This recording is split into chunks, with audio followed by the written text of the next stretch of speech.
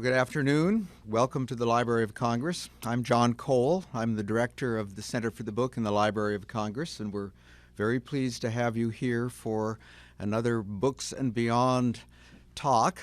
The Books and Beyond talks at the Library of Congress feature authors of relatively new books who have a special interest in either the Library of Congress or its collections, or are speaking on a topic that is close to the heart of the Library of Congress or one of its units. In this case, of course, we have Robert Darnton, and he's here to talk to us about a particular aspect of the world of books that interests him. These talks are filmed for the library's website. We're very pleased to have a record of Books and Beyond that now has reached over a couple of hundred talks. That means that we also would like you to turn off all things electronic. There will also be an opportunity for questions and answers at the end of the talk, and if you participate in that, you are in effect giving us permission to use your image and your words on the website once the talk is put up on the website. There is a schedule of future talks on the table. The Center for the Books and Beyond talks are now also available on Facebook, where you can learn what talks we've had, enter your comments, and also learn about what's coming up. To introduce today's speaker, I am pleased to present Deanna Markham, the Associate Librarian for Library Services. Let's give Deanna a hand.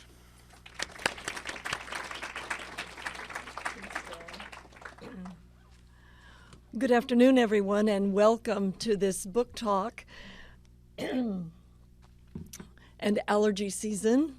I am very pleased today to present Professor Robert Darnton. He's the director of the Harvard University Library and a renowned historian. We talk often at the Library of Congress about the need to combine deep knowledge of librarianship and deep subject expertise, because that in a way personifies the work we are doing. And that's precisely what Professor Darnton personifies. There's another blend that I especially appreciate in him too, and that is he understands, I think, better than almost any library director today, the blending of the legacy collections and the digital collections. And you will hear in his talk much of that understanding. As an historian, Professor Darnton was the co-founder of the Gutenberg-e program. I'm sure many of you are familiar with it. It's a collaborative effort to explore and promote the electronic publication of scholarly writing. After teaching at Princeton for nearly 40 years, in July 2007, Professor Darnton was named to his current post at Harvard University. Upon his appointment to this key library position, he made this comment to the world: "I want to find a way in which the new and old media can reinforce each other, strengthening and transforming the world of learning." His 2009 article, "Google and the Future of Books," in the New York Review of Books, has been the subject of much discussion here at the Library of Congress and indeed in libraries around the world. And the conversation about Google Books and Professor Darnton continues to this day. I know he always gets lots of questions about that. He has written or edited more than a dozen books. The book he will be talking about, or at least a slice of the book he will be talking about today, is The Case for Books, Past, Present, and Future. In the introduction to this book, Professor Darnton calls his work an unashamed apology for the written word. It also is an argument about the place of books in the digital environment that has now become a fundamental fact of life for millions. So today's talk blogging now and then, and in parentheses, 250 years ago. He's going to be looking at one segment of that book, but I think a very interesting segment for all of us. Professor Darton was educated at Harvard University and Oxford University, where he was a Rhodes Scholar. After a brief stint as a reporter for the New York Times, he became a junior fellow in the Society of Fellows at Harvard before beginning his academic career at Princeton University.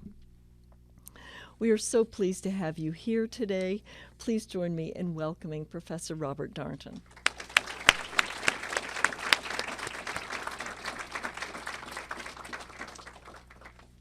Thank you.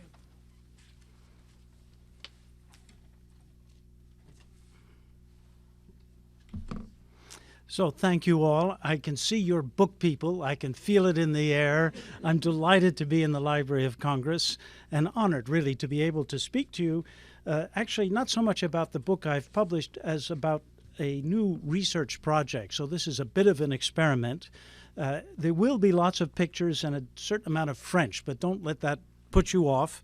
I'll have to move fast, but I think I would like to begin with a general statement about something we are all feeling, namely that we are actually living through a revolution every bit as great as that in the time of Gutenberg. And the feeling isn't comfortable. The ground seems to shift beneath our feet as the information landscape changes before our eyes. We are bombarded by information, and this is the point I want to stress especially, it comes often in tiny units, sound bites, flashbacks, snippets, tweets. It strikes our consciousness like pellets of rain on a windshield, so thick and fast that we cannot get a clear view of the surrounding landscape. How to make sense of it all. We might begin by acknowledging the fragmentary character of information in general, not just today, but in the distant past. Hundreds of years before the internet, an early modern variety of blogging, okay, it's an anachronism, but if you will allow it, I will push this term, kept a vast public of readers fascinated with the kind of material that now appears in the Drudge Report and the Huffington Post. That is, scandal. Of course, a lot of other material also circulated through the channels of communication in the 17th and 18th centuries. I want to concentrate on gossip mongering, despite its seeming triviality, because it can tell us a lot about the media, the messages they transmitted, and the way information systems operated. That's really what the subject of the lecture is.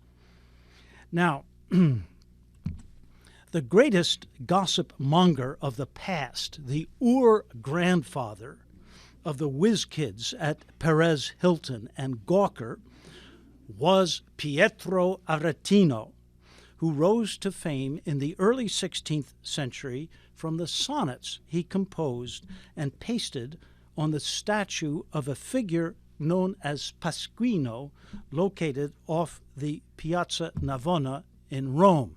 And that's the statue on your left. It still exists today. The sonnets ridiculed cardinals who were candidates for the papacy in the pontifical election of 1522. And these sonnets succeeded so well that they gave rise to a genre, short, slanderous lampoons known as pasquinate, pasquinade, or pasquinades, from the statue that you see there on the left. Pasquinades have appeared in public places for the last 500 years. The statue of Pasquino still serves as a bulletin board in Rome, and you can see underneath it, no one actually knows who this Pasquino was. He's a very mysterious character, but you can see underneath it little bits of paper still pasted as a sort of blog, a kind of tidbits of information that the Romans especially appreciate. So this is still going on. These short, slanderous notices appear everywhere on walls in particular during periods of crisis, such as the May-June uprising of 1968 in Paris. And there on the right, you see some examples of that. Many current graffiti descend from Aretino, and they illustrate the main theme I want to develop, namely that information comes in fragments and embeds itself in whatever niches are provided by the surrounding environment. Now, the most effective niches today are, of course, websites, and the modern equivalent of the pasquinade is a posting on a blog. The parallel isn't perfect, I know, because websites contain many kinds of information, and only a minority of blogs specialize in scandal mongering. Moreover, scandal was mongered during the early modern period in many forms besides the pasquinade. The most common was known as the anecdote, a key term which I will come back to in a moment. For now, I would like to illustrate some cases where the parallel seems valid. That is, modern blogs that resemble 18th century anecdotes. I will choose examples from recent postings on the web and from a notorious Gazette Scandaleuse, as it was called, a scandalous gazette from 1771. You see the title page there, Le Gazetier Cuirassé ou Anecdotes Scandaleuses de la Cour de France, the iron-plated gazetteer or scandalous anecdotes about the French court.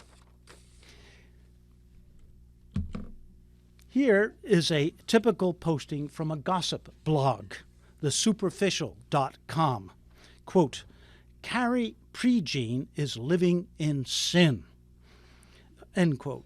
Now, of course, the picture conveys a message that is beyond the power of the printed word, but consider the caption in isolation. It is very short, just one sentence, except for the ironic kicker at the end, burn them. And it reworks its material from another blog, Radar Online. Here is a similar anecdote from the iron-plated gazetteer, 1771. Quote, it is said that Mademoiselle Roman, a notorious actress, can you read the English underneath, or is it too small? I hate to read out something already on the screen, but going real fast. It said that Mademoiselle Roman will marry Monsieur de Croixmare, governor of the École Militaire, who will take 6 aides-de-camp from the first class of his school to perform the conjugal duty in his place, end quote. But you notice the similarity. It's a kind of news flash in one sentence, and it has an implicit reference to a similar source, in this case a rumor, which in French is known as the on dit, one says. So here too we get a reworking or recycling, a nugget of information that came from another source. I think the process is actually very similar. The comparison doesn't work as well as it might because, of course, the French texts lack pictures. Occasionally, however, prints accompanied anecdotes from the 18th century. Here is an illustration from an English scandal sheet, the New Foundling Hospital for Wit, from 1769. It shows George III blindfolded and being led by a leash attached to his nose by his mother, the Princess Dowager, who makes an obscene gesture to the Earl of Bute, her supposed lover and the main power behind the government, who lurks behind a tree, signaling his presence by his emblematic boot. Can you make it out? I mean, it's a very suggestive and deeply obscene and even seditious picture. It's not very different from this blog by PerezHilton.com, which ridiculed the mayor of Las Vegas when he was running for governor. Sex and politics provided inexhaustible material for ancient anecdotes as well as modern blogs. Public figures always provided targets, even when the news reports focused on trivial incidents. So here is an example of that. This is a political blog from theall.com, which makes fun of stalwarts from the British Labour Party by means of a two-sentence anecdote about a minor accident. A Labour MP got banged up by a cow, which supposedly illustrated the fact that everyone, even animals, had come to detest British politicians. But it's a trivial incident, and you notice it's just 2 sentences. They're always short snippets. Here is a similar and even shorter report of a supposed accident, which concerns a former foreign secretary of Louis XV. Quote, "It has been confirmed that Monsieur the Duc de Praslin, having bitten his finger while chewing on his nails, has fallen into a state of self-poisoning which carried him off within 24 hours." End quote. Now, this anecdote would easily fit on a Twitter as a tweet. Again, 1 short sentence. Sex was a staple of scandal-mongering, whether political or not. Here is an example from one of the most notorious gossip blogs, Gawker.com, about Warren Beatty. And here is a similar tongue-in-cheek story about sex among seniors from Le Gazettier Cuirassé. Quote, "It is said that the curate of Saint-Eustache was caught in flagrante delicto with the deaconess of the Sisters of Charity in his parish, which would be greatly to their honor since they are both in their 80s, end quote. Adultery in high places provided inexhaustible material for scandal mongerers 2 centuries ago and today, all the more so as it was a variety of celebrity gossip, and it often had a political edge to it. Here is a typical anecdote from another book of this sort, La Police de Paris dévoilée, the Police of Paris unveiled. Quote, the Prince de Conti was wounded, that is, contracted venereal disease, by a little girl known as the little F... He bears a terrible grudge against Guérin, his surgeon, that is, the medical inspector of his mistress. And the same tone of mockery at the expense of a public figure's private life can be found in many political blogs, like this one about Congressman Mark Souter from Wonket.com. Here is a similar anecdote from the Police of Paris unveiled on the inexhaustible theme of adultery in high places. Quote, the Duke of ... surprised his wife in the arms of his son's tutor. She said to him with the impudence of a courtier, "Why weren't you there, monsieur? When I don't have my squire, I take the arm of my lackey," end quote. And the same theme turned against the President of France by the Huffington Post. You see here, in place of the tutor, we get the nanny. I could go on and on citing examples, but I don't want to mislead you by overdoing the comparisons. Here they are, one next to the other. Historians can always select evidence to make the present look like the past. By doing so, they create a spurious sense of continuity. Plus ça change, et plus c'est la même chose. The more things change, the more it's the same. No, I am not arguing that 21st century blogs are the same thing as 18th century anecdotes, or that history is repeating itself through the internet. On the contrary, I want to point out the differences underlying the similarities in order to understand something about information. Not only its fragmentary character, but the way those fragments fit together.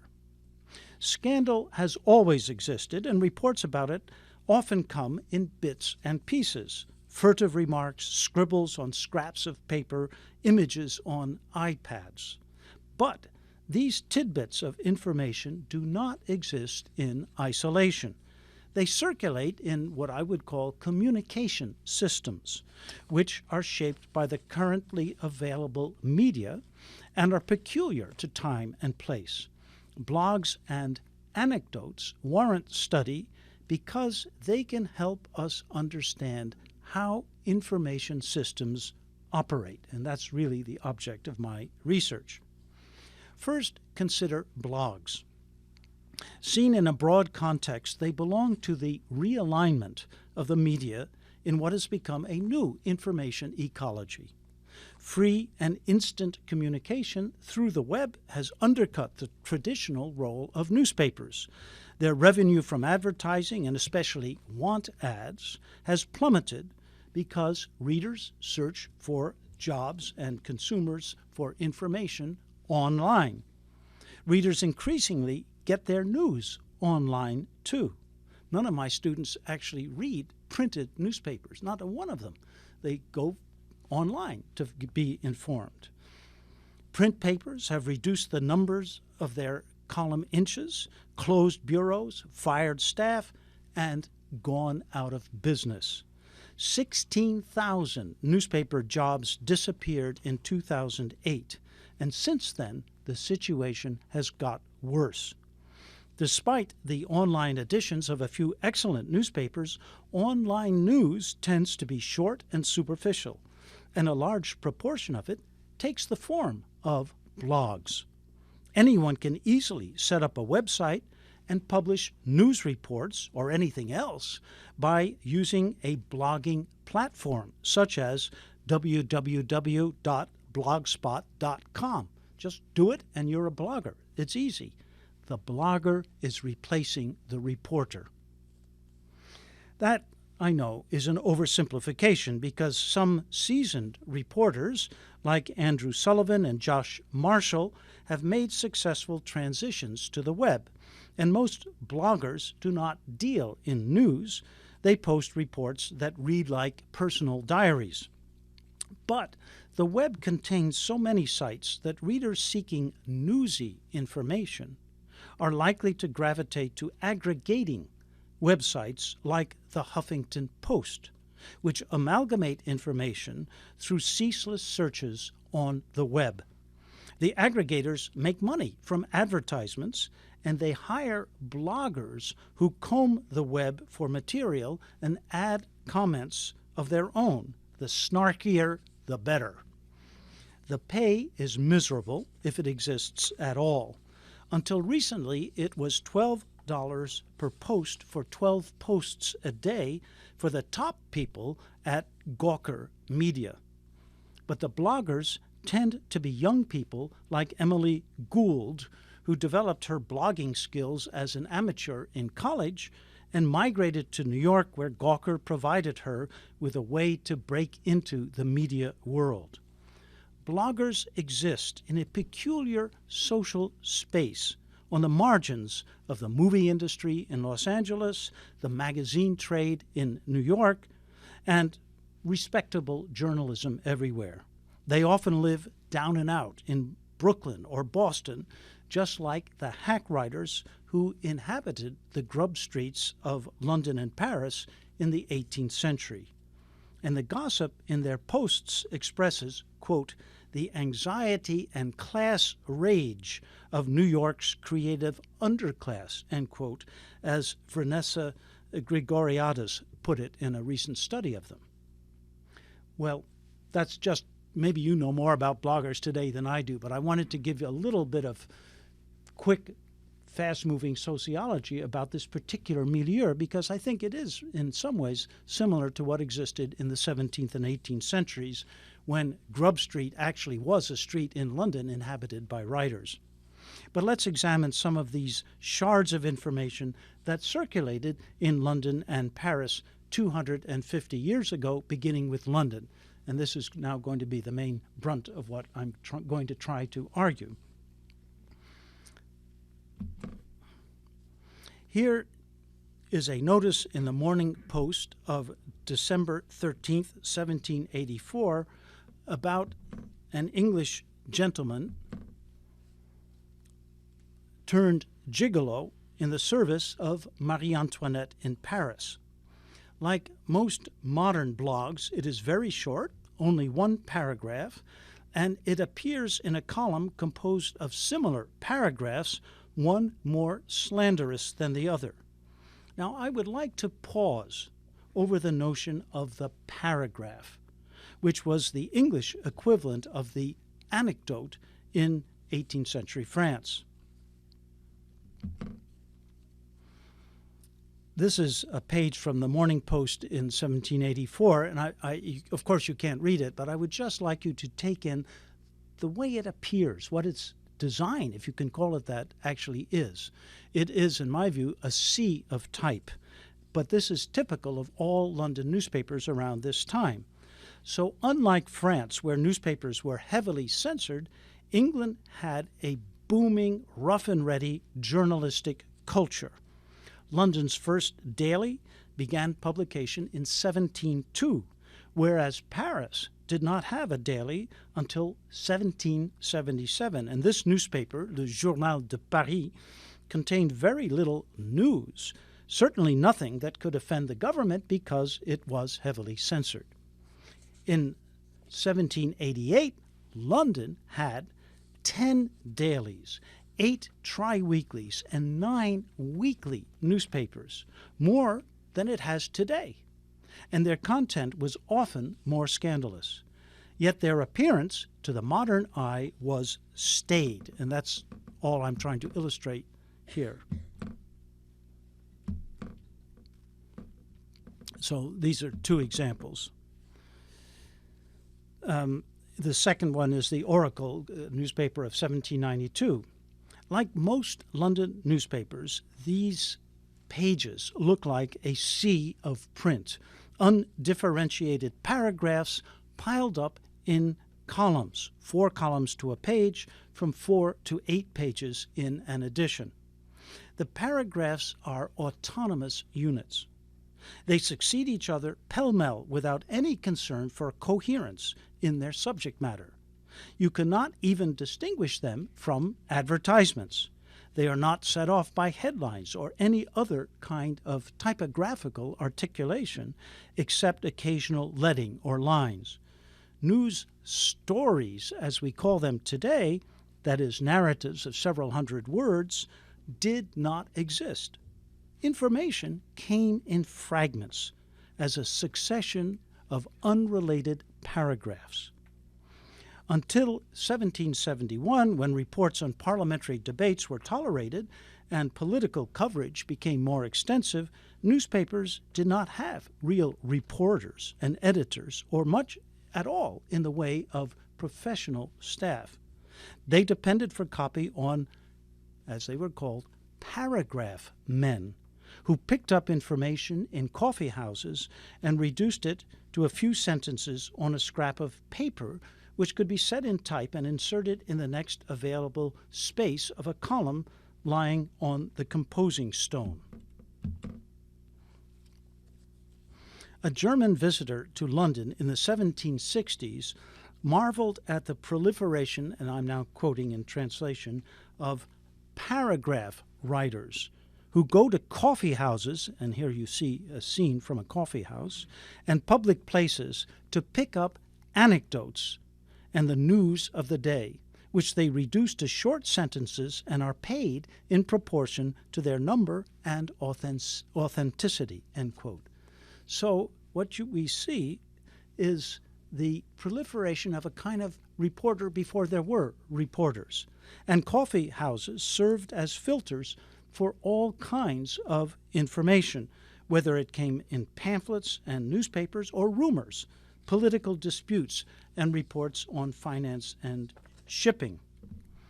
So what I'd like you to notice, and others, there are many coffee house scenes, but typically you see a lot of paper in them. And this is where oral communication is transformed into print, into writing, which will later be transformed into print. So, although these newspapers look very staid to the modern eye, they're full of hot stuff.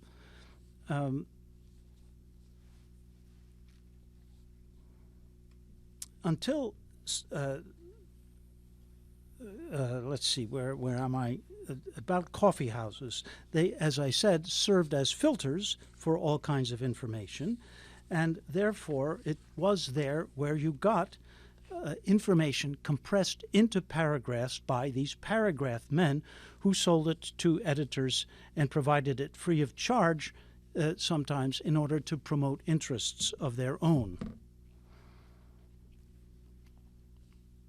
As you can see by these contemporary prints, paper is everywhere, and the coffee house served as an important stage in the diffusion of news where oral and written messages came together, but the next stage was the printing shop.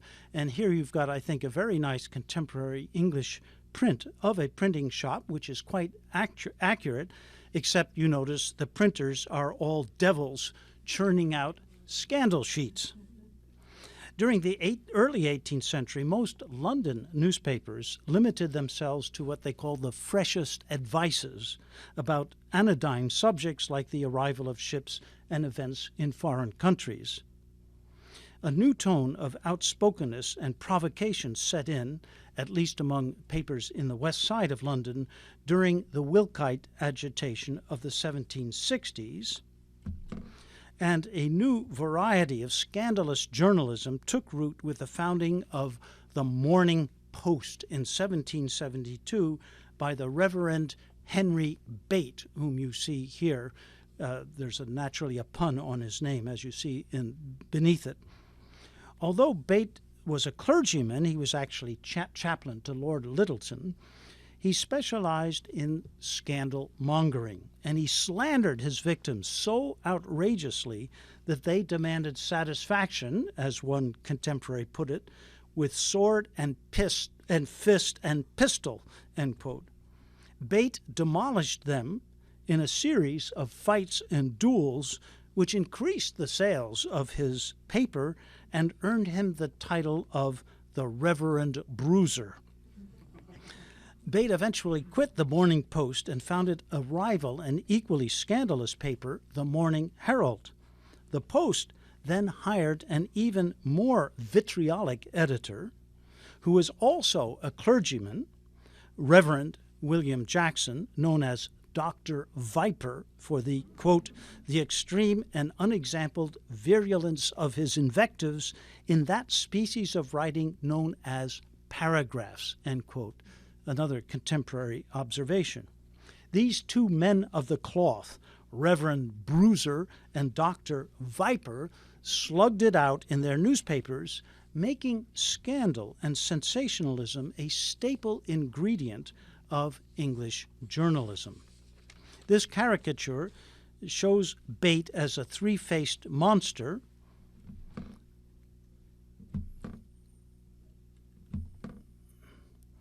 with one foot, as you see, on the Bible placed for him by the devil, and another foot on a letterbox with a slit for the insertion of scandalous reports by paragraph men.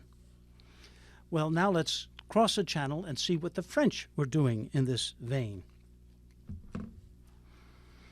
Scandal mongering in 18th century France commonly took the form of, and now I'm coming to this key word, anecdote. It's a term that one encounters everywhere in underground literature, such as one of the real great bestsellers, which I've studied in earlier work, Anecdotes sur Madame la Comtesse du Barry, anecdotes about the Countess du Barry. It could be used, this term, as an equivalent to the English notion of a journalistic paragraph, because most anecdotes, when they appeared in news sheets, were reduced to paragraphs consisting of only a few sentences. But the word had a particular connotation. Anecdote in the 18th century meant nearly the opposite of what it means today. We think of anecdotes as brief accounts of relatively trivial incidents, and we don't give them much credence, as indicated by the expression anecdotal evidence, meaning information that is untrustworthy or unconfirmed and possibly false. In 18th century usage, an anecdote referred to something true, that is, something that had really happened but had been kept secret or suppressed, as you see in this definition of the word from the standard dictionary of the Académie Française. So what the dictionary and translation goes as, the definition goes as follows: a particular circumstance of history which had been omitted or suppressed by previous historians, end quote. And then, immediately after, the first example cited is the anecdote of Procopius. Samuel Johnson produced a similar definition in his dictionary: something yet unpublished, secret history. It is now used after the French for a biographical incident, a minute passage of private life, end quote. Diderot's Encyclopédie elaborated on this definition in a way that brought out its implications.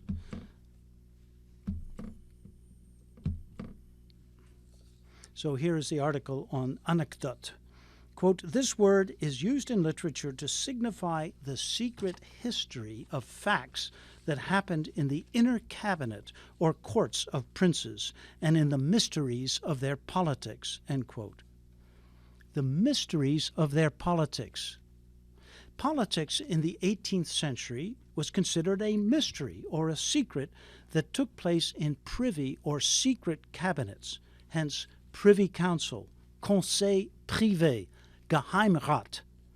And by its nature, this kind of secret politics should be, of course, kept hidden from the public. It belonged to the secret sphere known as the Arcana Imperii, or in French, le secret du roi, the king's secret. So politics is the business of the king, not of the public at all. The reference to Procopius, the Byzantine historian of the 6th century A.D., crops up everywhere, and as you can see, the Encyclopédie article explains why.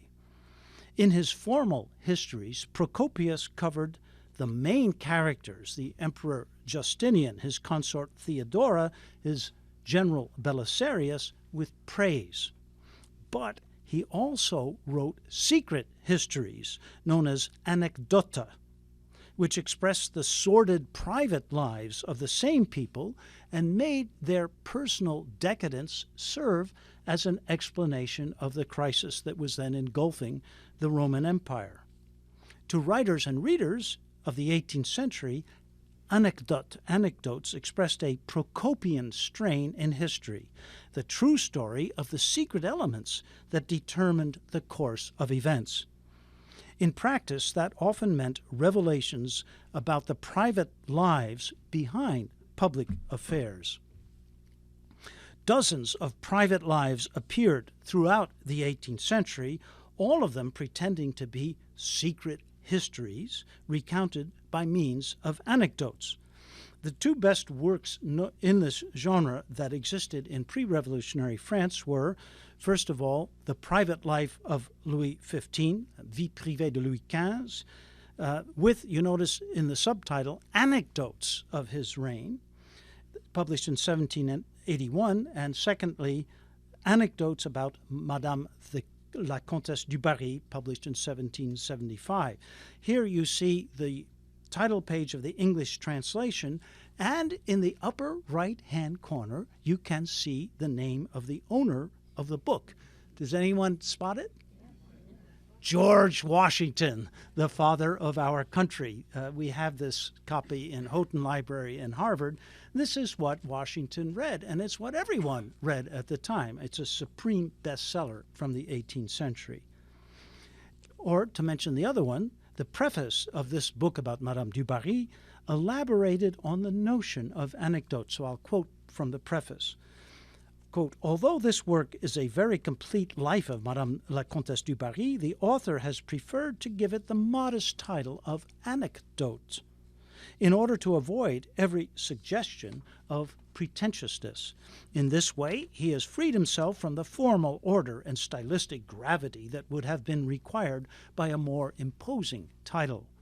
But no one should believe that by laboriously pulling together so much information, he has thoughtlessly included the large number of fables and absurdities which are recounted about this famous courtesan. As will be apparent, he cites evidence for everything that he asserts, from her birth until her retirement. In this regard, he has observed the scrupulous rules of an historian, end quote. Now, of course, sophisticated readers did not take this sales talk seriously. Although anecdotes were defined as hidden truths, they were often understood to be half-truths.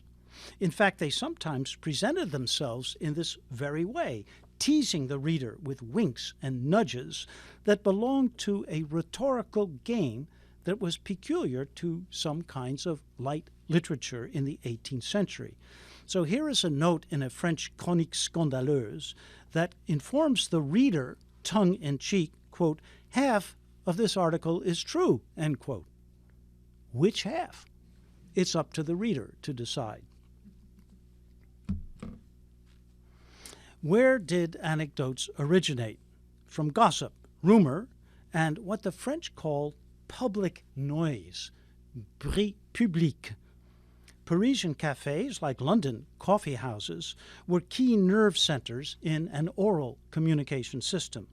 The French equivalent of the English paragraph man was the nouvelliste, or newsman, who stationed himself in a cafe or some other diffusion point, such as a certain bench in the Luxembourg Gardens, or the tree of Krakow in the garden of the Palais Royal, in order to pick up anecdotes. So there are key nerve centers, so to speak, in Paris, where nouvellistes converged and where you could get the news, but it's all done orally. And we even have pictures. This is the tree of Krakow in the background. The nouvelliste would scribble the latest tidbit on a scrap of paper, and when he had an ample supply, he would retire to his garret and transcribe the anecdotes onto bulletins known as nouvelles à la main. These manuscript news sheets were then copied and sold to subscribers throughout France and the rest of Europe. The whole business was, of course, illegal, but it was so widespread that the police tolerated moderate nouvellistes and occasionally even collaborated with them. One protege of the police, a scribbler named Fouliou, operated from a certain table in the Café du Caveau, one of the greatest rumor mills in Paris. And once, after he had published something that displeased the powers in Versailles, a police inspector showed up at the very table. It's his regular table. Everyone knew they could always find him there, and then hauled him off to the Bastille. His defense during his interrogation, these are in the papers of the Bastille, which make fabulously interesting reading, I think, anyhow. His defense was that he had only written down what everyone was saying, and that his gazette was nothing more, and I quote now from the manuscript, the echo of public noises, end quote. So you see how the oral transmission system filters into the written and then finally the printed version. I mention this incident because it does illustrate, I think, the importance of oral communication as a source of news. Strictly speaking, information about current politics could not appear in print, and the French did not have anything comparable to the outspoken English press. Newspapers existed, but they could not discuss affairs of state, which was, as I said, the king's business. They had to obtain a privilege from the king and to submit to strict censorship. By 1780, 15 French-language journals were published outside France and permitted to circulate within the kingdom, but they too were subject to censorship and to sanctions such as being excluded from the postal system. Manuscript nouvelles à la main were the main chink in this tightly controlled system. They belonged to a separate system of underground information, and the crucial ingredient in this system was the anecdote, a witty remark, a doggerel poem, a tidbit of gossip jotted down on a scrap of paper. When the police arrested a nouvelliste, one of these types who gathered anecdotes, they often frisked him and confiscated scraps from his pockets in the Bastille. Here is an example which I found in the archives of the Bastille. I find it quite moving. I mean, this is an actual piece of paper that the police take out of the pockets of one of these characters they've arrested in a cafe and are now interrogating in the Bastille. These nuggets of information were so popular in Paris that people often collected them, copied them into journals, or pasted them into scrapbooks. I have found hundreds of them in various archives, so many, in fact, that I think we should take the French anecdote, despite its seeming triviality, as an object worthy of serious study. By following the path of anecdotes, like particles in a bloodstream, we can see how information passed from oral to written circuits of communication and eventually appeared in print. The manuscript news sheets were often sent to printing shops outside France, joined together in chronological order, printed as books, and smuggled back into the kingdom, where they sold like hotcakes in the underground book trade. The most famous of these works, in translation, secret memoirs to serve for the history of the Republic of Letters in France, stretched to 36 volumes and was described by a contemporary as, I'm quoting, a chain of anecdotes that please everyone. The public loves to see the foolishness and the feebleness of princes, end quote. Anecdotes, therefore, followed a consistent pattern of diffusion, passing through the three most important media of the time. If read carefully, the final product, the printed book, often reveals traces of the diffusion process, even in the case of the book-length biographies known as private lives.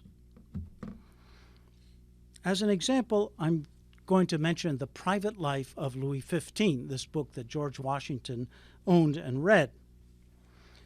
Seen from the outside, it looks impressive. 4 solid volumes, often bound in attractive calfskin, which recount the entire history of the kingdom, as well as the life of the king from 1715 to 1774.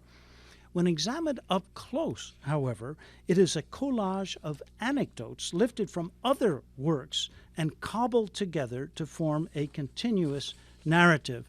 Now, probably that's too small for you to be able to read, so you'll have to take my word for it.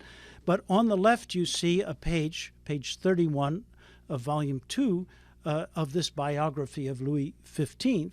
And on the right, you see a page from another book, Les Amours de Zéokinésul, which was plagiarized by the author of The Private Life of Louis XV. And it's word for word the same passage with a few minor adjustments so that it fits into the narrative. It is one of many examples I've found in The Private Life of Louis XV. So here is another page, and I've found 5 separate passages in yet another book, which are plagiarized and cobbled together with bits of original prose to make it seem as though it's totally original. So having found so much of this plagiarism, I decided I would try to see the extent of it. And again, you won't be able to follow this in detail, but this is 50 pages from this best-selling book.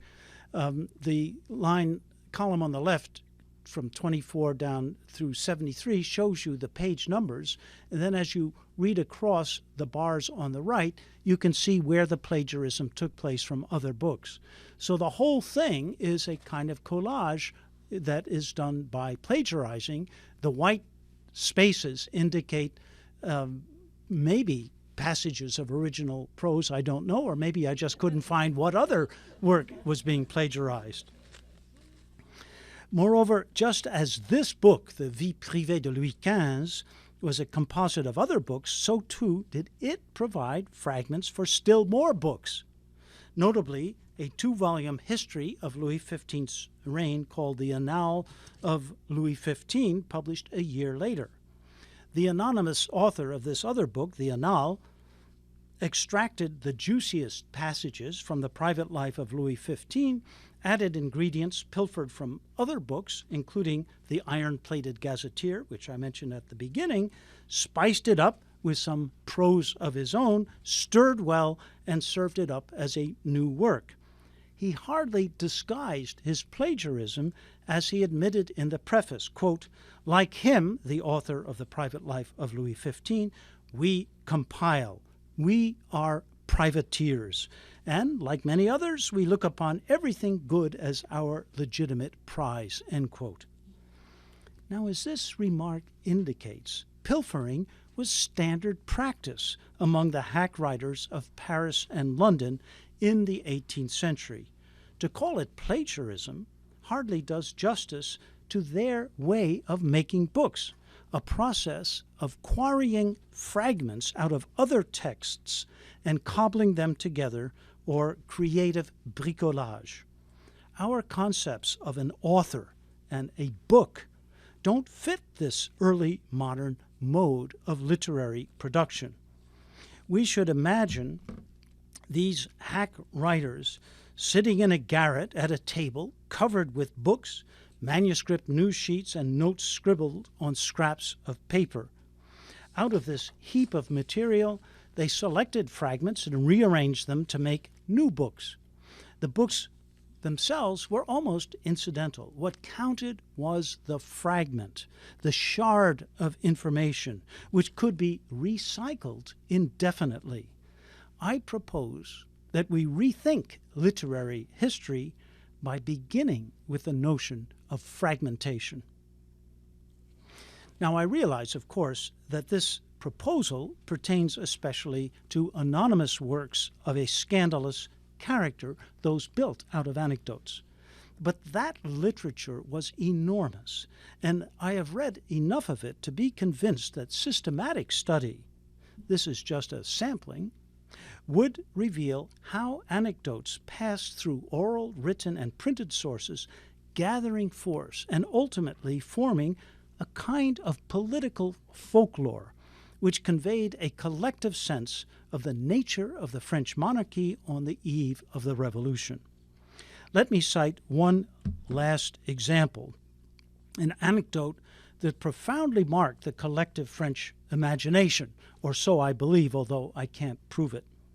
It constitutes a paragraph in this Anecdotes about Madame la Comtesse du Barry, and so I will quote it in full. Quote, "We find in the manuscript journal, the Nouvelle à la main, that often guides us in assembling the facts of our history, an anecdote relating to the period of Madame du Barry's life that we are discussing.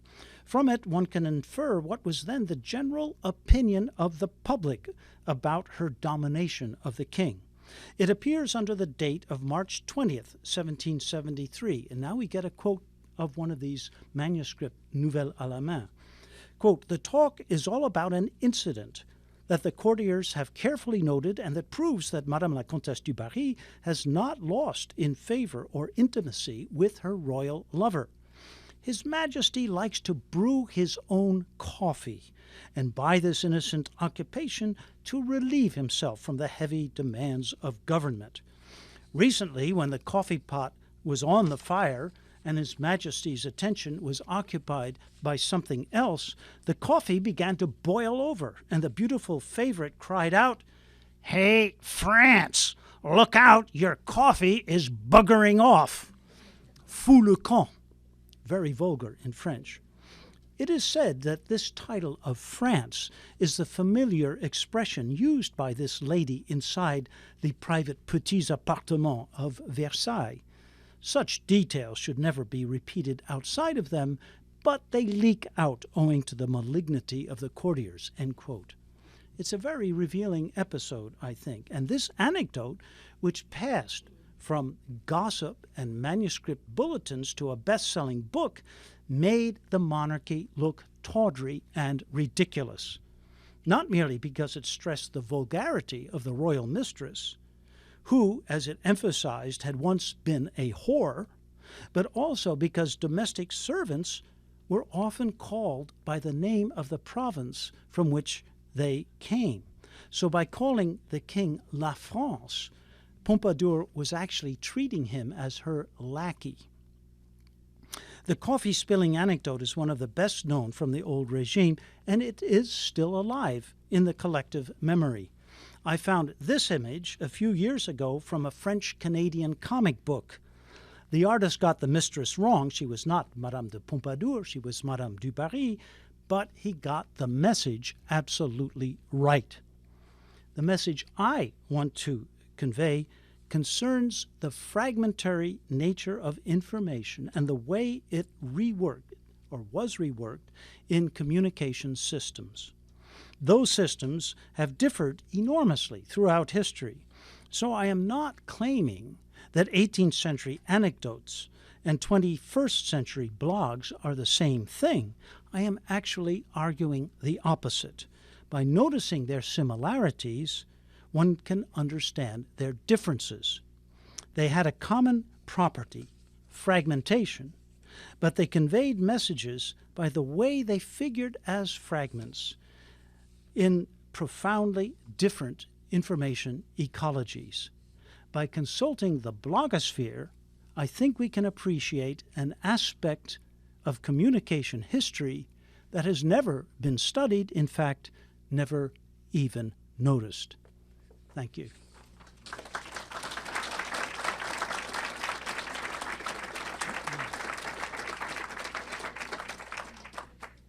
We have time for a couple of questions, and Bob, do you want to Sure. choose a hand or two?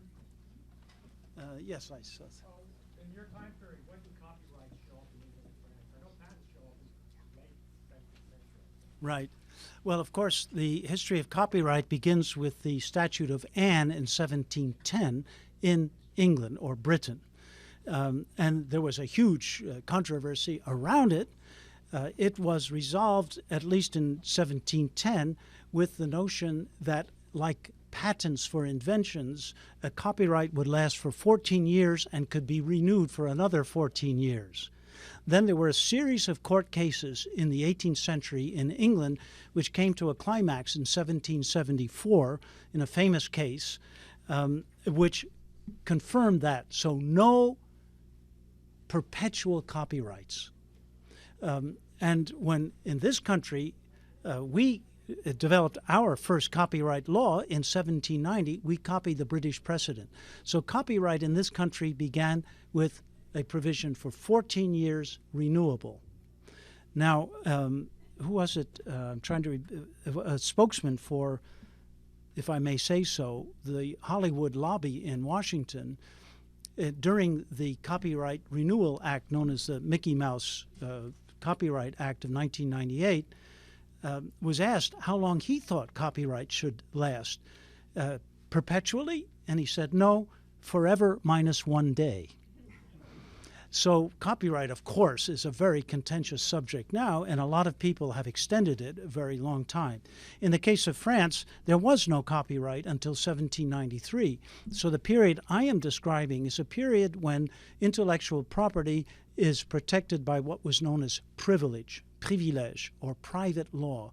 That is, a particular decree of the king which guaranteed the exclusive use of a text to a particular person.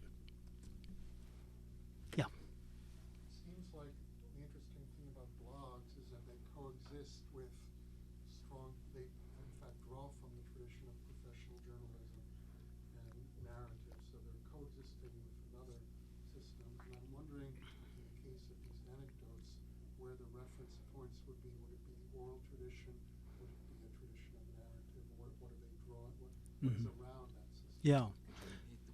Yeah, the question was, in the case of blogs, the reference point seems to be journalism, so we've got two systems of communication. What about the 18th century France?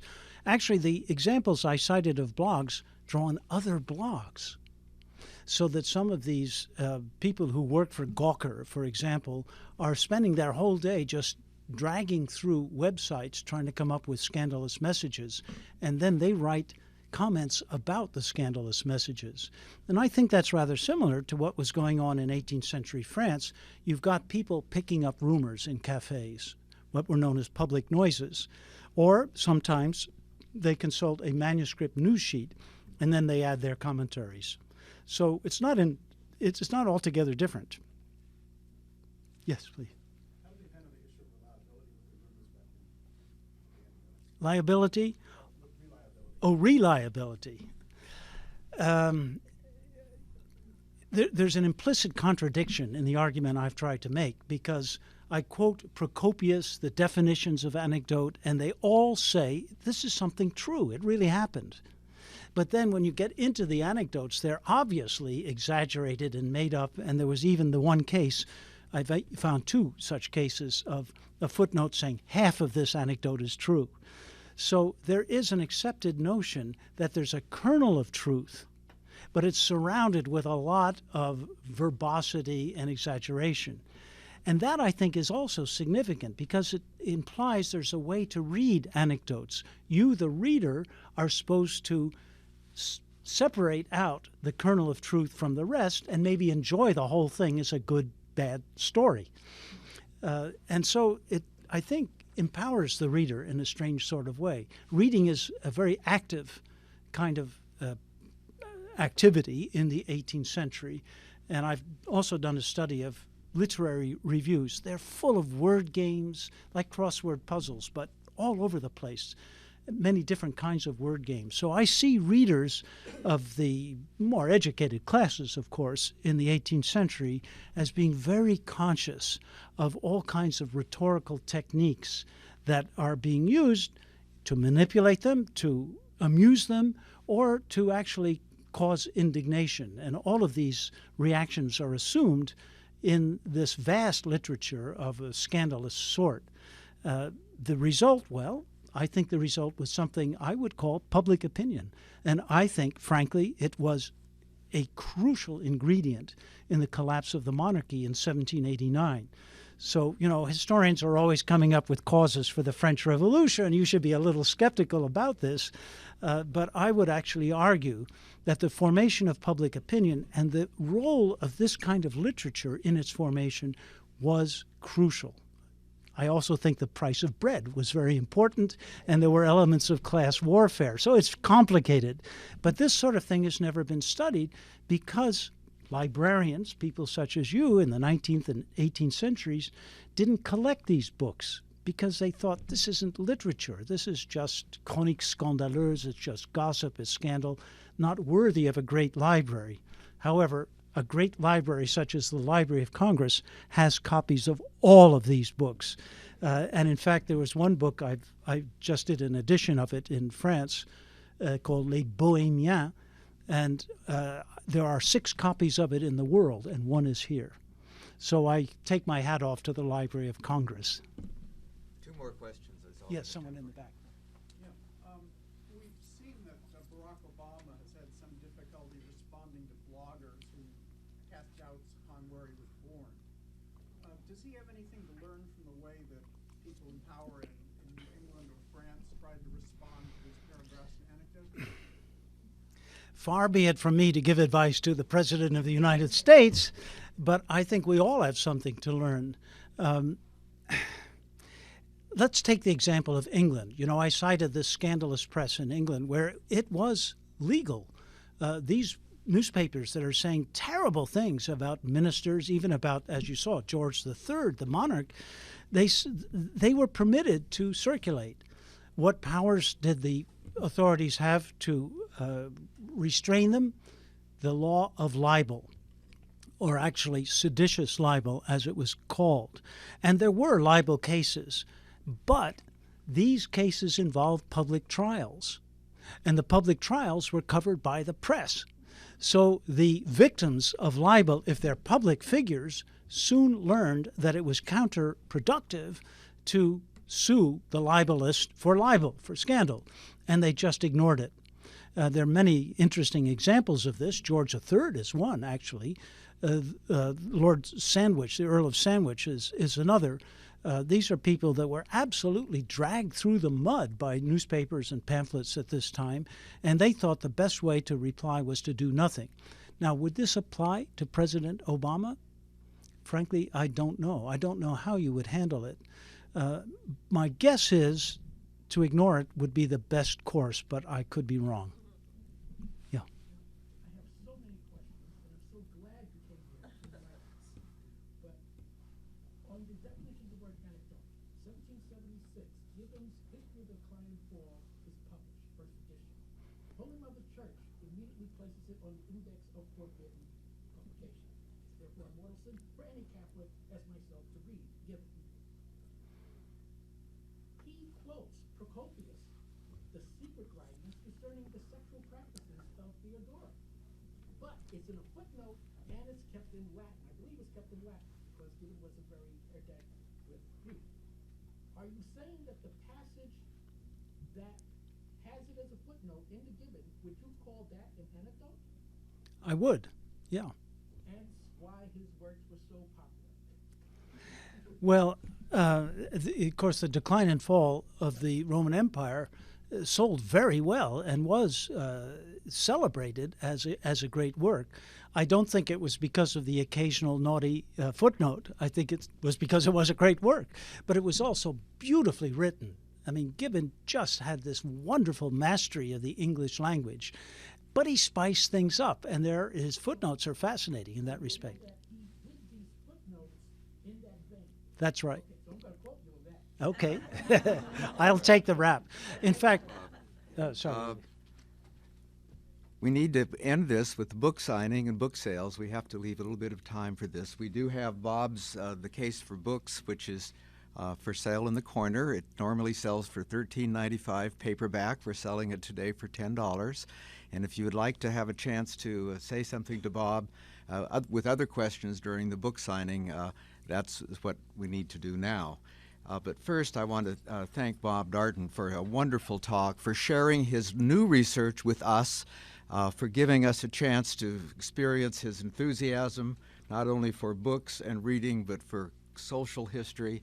And Bob, it's great to have you at the Library of Congress, and join me in thanking him, please.